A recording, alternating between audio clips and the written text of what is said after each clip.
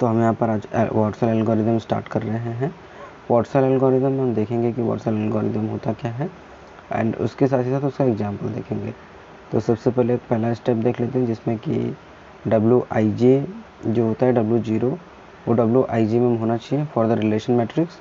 और दूसरा ये है कि हमारे पास जो कंसीडर कॉलम फर्स्ट वन, इसमें कॉलम वाइज जाएंगे जिसमें कि फर्स्ट कॉलम, फर्स्ट कॉलम, उस हिसाब से हमारे देखिए कि जैसे कि W1P इज इक्वल टू 1 है तो first column and Q1 is equal to 1 है तो PQ राइट इसमें कि हम कर सकते हैं writing WQP is equal to 1 if they are already not there. वहाँ पे अगर वो ऑलरेडी नहीं है तो बर भी हम वहाँ पर 1 लिख सकते हैं जैसे कि यहाँ पर लिखा हुआ है।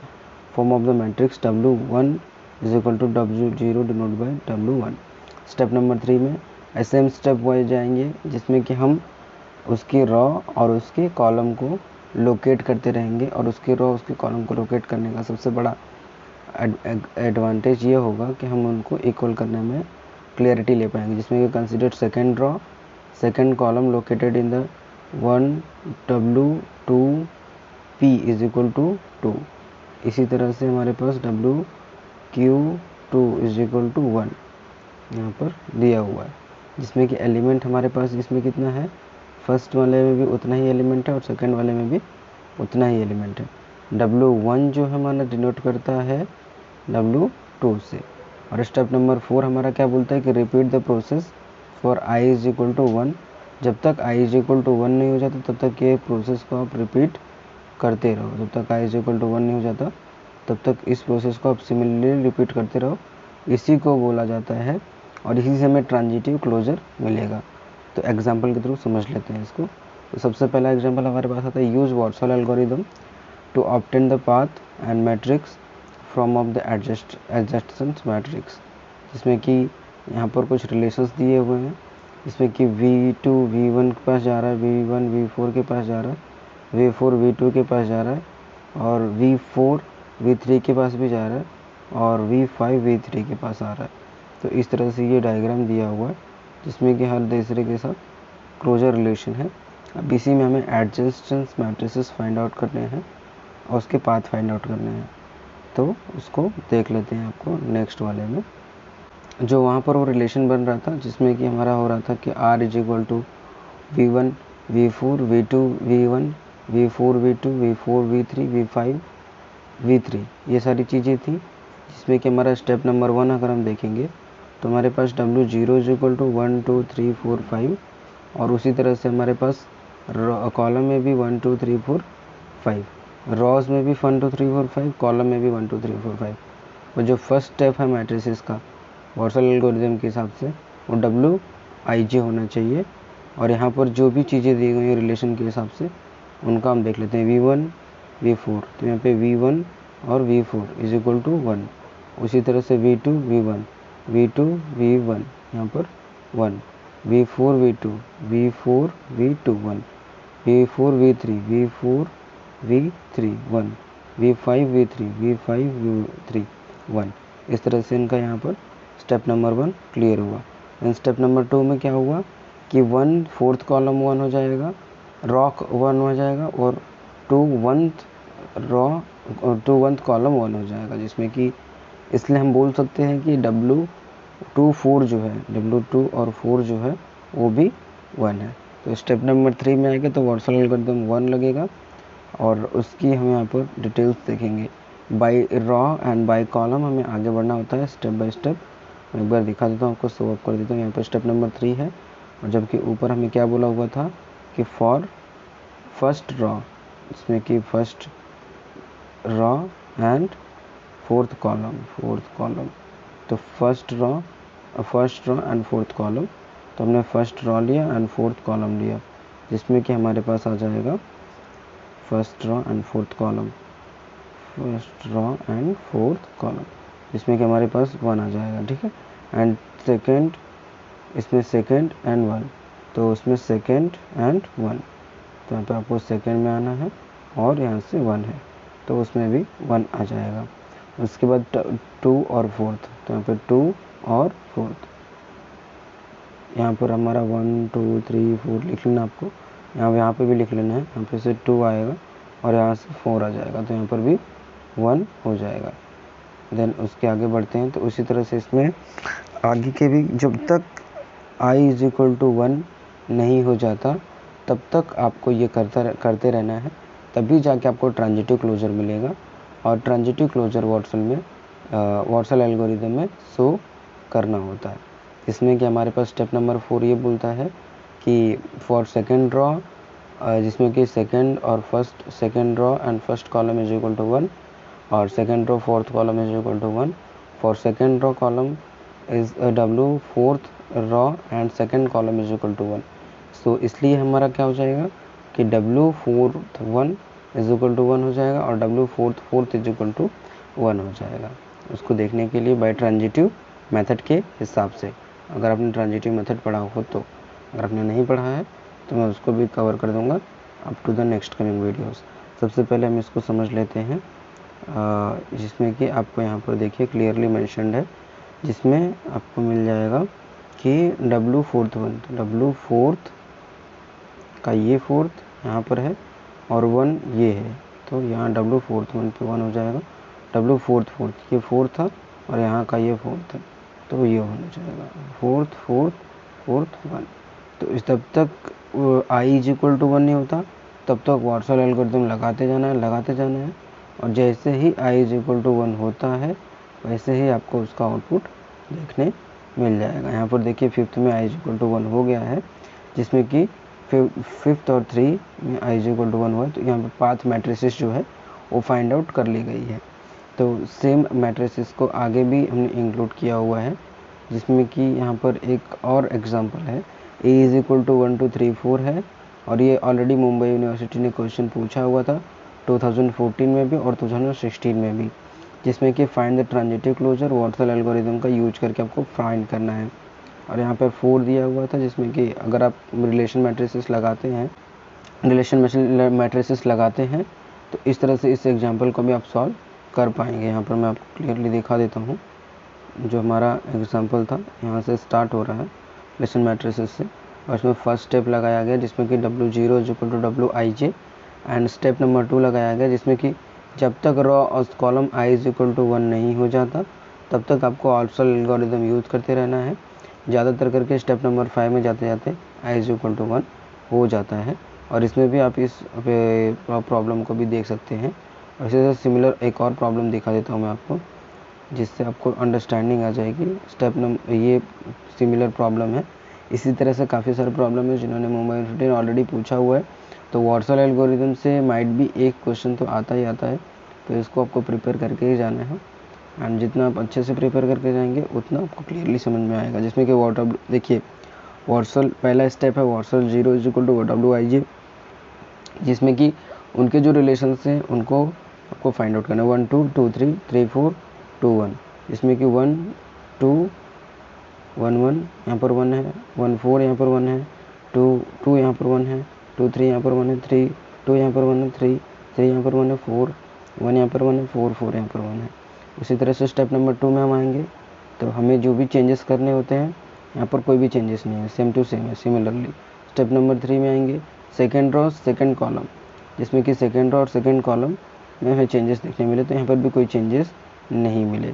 और स्टेप नंबर 3 में आएंगे तो third row and third column, तो यहाँ पे ऑलरेडी प्रेजेंट है w22 इज इक्वल टू 1, तो हम यहाँ पर अगेन क्या करेंगे कि उनको हम ये बोल देंगे कि fourth row and fourth column no changes as because जो हमारे i इज इक्वल टू 0 है वहाँ पर अप्लाई ऑलरेडी है।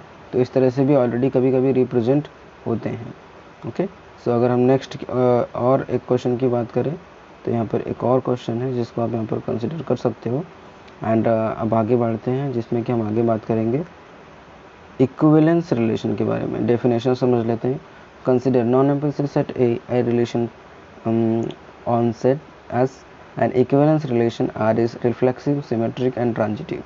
Reflexive symmetric and transitive that is have the following 3 properties.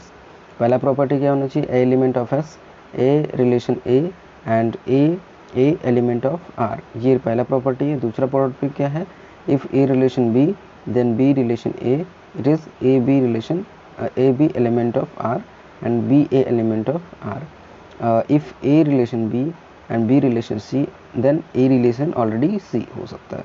तो ये 3 कंडीशंस हमें फॉलो करती मिलनी चाहिए, तब हम यहाँ पर सिमेट्रिक, ट्रांजिटिव एंड रिफ्लेक्सिव ये तीनों हम बोल सकते हैं। और पहले का जो पहला है हमारा, जो फर्स्ट वन है उसको यहाँ पर डिनोट किया गया है, सेकेंड वन को यहाँ पर और थर्ड वन को यहाँ पर। फर्स्ट वन क्या है, रिफ्लेक्सिव। कब होगा, a element of S, a relation a and a is element of R होना चाहिए। उसी तरह से ए रिलेशन बी और देन बी रिलेशन ए, उसी तरह से हमारे पास ए एलिमेंट ऑफ बी होना चाहिए, b a element of R होना चाहिए, रिलेशन के होना चाहिए। और सेम उसी तरह से अगर हम जाएंगे नेक्स्ट वन में, तो हमें नेक्स्ट वन मिलेगा ए रिलेशन बी, बी रिलेशन सी, तो ए रिलेशन सी भी होना चाहिए। ये किसके लिए है, ट्रांजिटिव के लिए, और सेकेंड वन किसके लिए, सिमेट्रिक के लिए है, और फर्स्ट वन रिफ्लेक्सिव के लिए। एग्जाम्पल के थ्रू समझ लेते हैं। एग्जाम्पल यहाँ पर दिया हुआ है। सबसे पहला क्या है, late n be the set of natural number relation R and relation defined by x relation y, and if only x plus 3y is equal to 12, so examined relation reflexive, symmetric and transitive। तो पहला हम लोग ने क्या देखा कि clearly है कि x रिलेशन x के नहीं है, तो इसके लिए क्या हो जाएगी कि x relation x, then x plus 3x is equal to 12, in it is a relation in the one of unknown, it is not a reflexive relation. ये रिफ्लेक्सिव रिलेशन नहीं हो सकता। क्यों, क्योंकि ये रिफ्लेक्सिव रिलेशन का जो फर्स्ट हमने हमें बोला था वो लॉ देता है ए रिलेशन ए होना चाहिए, बट यहाँ पर ए रिलेशन ए नहीं है। देखिए ना, यहाँ पर एक्स को आप ए मान लो, यहाँ पर एक्स को आप ए मान लो, तो ए रिलेशन ए होना चाहिए, मतलब एक्स रिलेशन एक्स होना चाहिए। तो यहाँ पे एक्स रिलेशन एक्स है, नहीं है, तो हम क्या बोलेंगे कि ये हमारा जो है रिफ्लेक्सिव नहीं हो सकता। अब सेकेंड हम देखेंगे कि x relation y, then x plus 3y is equal to 12, but y relation x, then y plus 3x is equal to 12, this equation are not ideal ideation.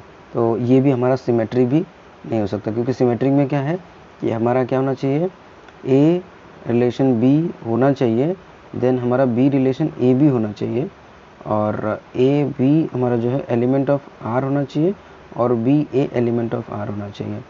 तो यहाँ पर हमें सिंपली दिया गया है, हमें इसमें ये बोला गया है कि यहाँ पर y प्लस 3x है जो कि 12 की इक्वलेशन, तो ये आइडेशन को फॉलो नहीं करता है, जिसमें हम ये भी हमारा सिमेट्रिक नहीं हो सकता। बट यहाँ पर if x y is equal to y z, तो यहाँ पर हमारा यहाँ पर नॉट, तो यहाँ पर ये थर्ड वन भी फॉलो नहीं करता, ट्रांजिटिव भी फॉलो नहीं करता है। तो आगे वाले क्वेश्चन को समझेंगे, एक और एग्जांपल देखेंगे जिसमें हमको क्लियर समझ में आएगा। तो यहाँ पर एक और एग्जांपल है, let R be the relation set and real number such that a R b if and only a minus b is integer, then R is equivalence relation. तो यहाँ पर रिफ्लेक्सिव पहले देखेंगे, तो ये रिफ्लेक्सिव यहाँ पर है क्योंकि a is equal to a relation a यहाँ पर बन रहा है, जिसमें कि आपको इंटीजर दिख रहा है ए, ठीक है, ए रिलेशन ए बन रहा है, इसके लिए आर इज रिफ्लेक्सिव, सिमेट्रिक भी है क्योंकि ए रिलेशन बी और बी रिलेशन ए होना चाहिए, तो बी रिलेशन ए भी है और ए रिलेशन बी भी है। तो यहाँ पर क्लियरली मेंशन है ना, दिखा सकता हूँ मैं आपको, यहाँ पर ए मेंशन है और a relation a is equal to reflexive a relation b और बी रिलेशन ए, ये दोनों चीज़ें रहेंगी तो क्या हो जाएगा, सिमेट्रिक। और उसी तरह से अगर हमारा थर्ड जो प्रीपोजिशन हम देते हैं, जिसमें कि ए रिलेशन बी और बी रिलेशन ए, ये तीन, और उसके साथ ही साथ ए रिलेशन सी, ये तीनों मैच करता है, तो क्या हो जाता है, ट्रांजिटिव। तो ये तीनों पे ये प्रॉपर आके इक्विवेलेंट हो जाता है। अब इसका जो क्वेश्चन है देख लेते हैं, let R with relation of the set real number and such that a relation b if and only a minus b as integer, so R is equivalence relation.